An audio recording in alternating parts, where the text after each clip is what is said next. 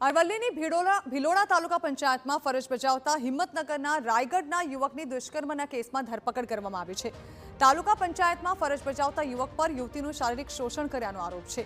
આરોપી મહેશ ઓડ જે ભિલોડા તાલુકા પંચાયતમાં ટેકનિકલ આસિસ્ટન્ટ તરીકે ફરજ બજાવે છે।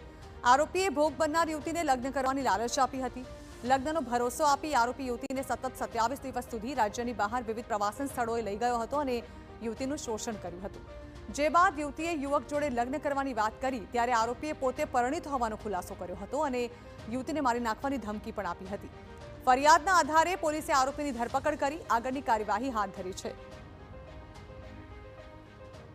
આ કામના ભોગ બનનાર છે એમણે લગ્ન કરવાની વાત કરતા કામના આરોપી ઉશ્કેરાઈ ગયેલા ને એના જણાવેલું આરોપીએ કે મારા લગ્ન થઈ ગયેલા છે ને 4 બાળકો છે એટલે લગ્ન કરી શકું એમ નથી એમ કરી અને ભોગ બનનારને ભિલોડા આપણે ગામડી પોલીસ સ્ટેશન ખાતે મોકલી દીધેલ અને ત્યાંથી પોલીસ અમને પછી મોડાસા નારીગૃહમાં મૂકેલ અને એમના પરિવાર સાથે ભોગ બનનારને એના પરિવાર સાથે સંપર્ક થતા એમની સાથે ભોગ બનનારે આવીને ફરિયાદ મગજ પોલીસ સ્ટેશન ખાતે આપતા ગુનો રજીસ્ટર કરવામાં આવેલ છે અને આરોપીની ધરપકડ પણ કરી લેવામાં આવેલ છે અને આગળની તપાસની કાર્યવાહી હાલ ચાલુમાં છે।